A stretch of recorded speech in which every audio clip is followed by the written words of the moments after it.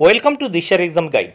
প্রিয় প্রাক প্রাথমিক শ্রেণী পরীক্ষার্থী বন্ধুরা, তোমাদের জন্য এই ভিডিওটিতে আমি আলোচনা করতে চলেছি প্রাক প্রাথমিক শ্রেণী অর্থাৎ ক্লাস পিপির তৃতীয় পর্যায়ক্রমিক মূল্যায়নপত্র 2024 সালের থার্ড ইউনিট টেস্টের গণিত বিষয়ের প্রশ্নপত্র অর্থাৎ ক্লাস পিপি বা প্রি প্রাইমারির গণিত বিষয় বা অঙ্ক বিষয়ের প্রশ্নপত্র নিয়ে এই ভিডিওটি তোমাদের জন্য তৈরি করেছি।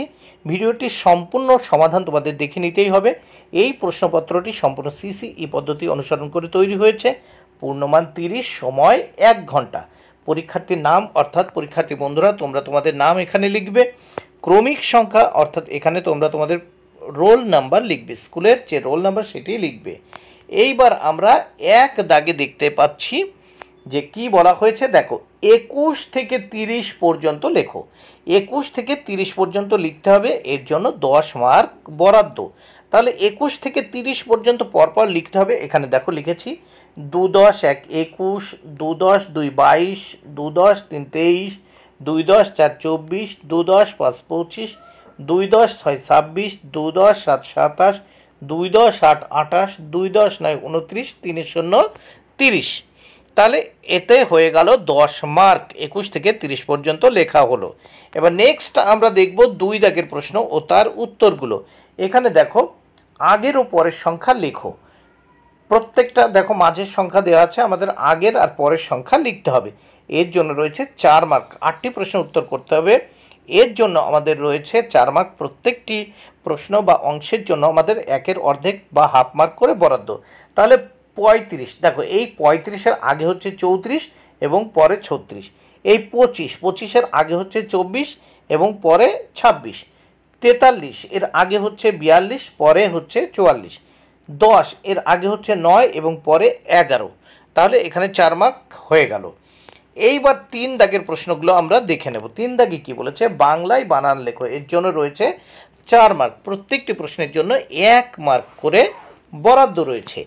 তাহলে আমরা দেখব প্রথম 3-এর ক। এখানে 5, তাহলে 5 আমরা বানান করে লিখছি। পয় চন্দ্রবিন্দু আকার চ 5। খ দাগে 8, দেখো 8 ট 8। এবার গ দাগে দেখো 11, এ গয়াকার রয়কার 11। এবং ঘ দাগে দেখতে পাচ্ছি 18, 8 হয়াকার রয়কারেরও 18। তাহলে বাংলায় বানান লেখা হয়ে গেল। এবার এই প্রশ্নপত্রের পরের পৃষ্ঠা আমরা দেখে নেব। এখানে 4 দাগে কি বলেছে দেখে নেওয়া যাক। বানান পড়ে সংখ্যা লেখো। এর জন্য 4 মার্ক। 4টি প্রশ্নের উত্তর করতে হবে, 4 মার্ক।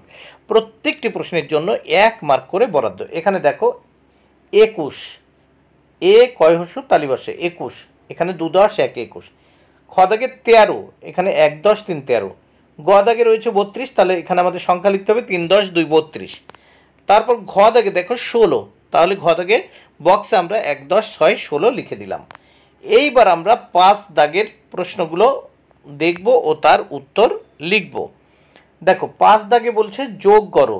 এর জন্য দেখো 2 গুণ 2 4 মার্ক। 2টি প্রশ্নের জন্য 4 মার্ক বরাদ্দ। প্রত্যেকটি প্রশ্নের জন্য 2 করে বরাদ্দ। প্রথম ক দাগে দেখো একক দশক। এককের ঘরে 6 যোগ এককের ঘরে 2, দশকের ঘরে কিছু নেই, তাহলে 6 আর 2 কত হয় 8। এরপর খ দাগে একক দশক। দশকের ঘরে কিছু নেই, এককের ঘরে 9 যোগ এককের ঘরে 0, তাহলে 9 আর 0 যোগ করলে 9। নেক্সট আমরা দেখব বিয়োগ করো। 6 দাগে বিয়োগ করো। এখানে 2টি প্রশ্নের উত্তর করতে হবে, 4 মার্ক। প্রত্যেকটি প্রশ্নের জন্য কিন্তু 2 মার্ক করে বরাদ্দ। তাহলে এখানে দেখো 9 থেকে 8 বাদ, তাহলে 9 থেকে 8 চলে গেলে কত থাকে 1। এবং খ দাগে দেখো 4 বিয়োগ 4, 4 থেকে 4 চলে গেলে কত থাকে 0। বন্ধুরা ভিডিওটি ভালো লাগলে অবশ্যই লাইক কমেন্টে শেয়ার করো। Thank you very much. Keep watching my channel and my video.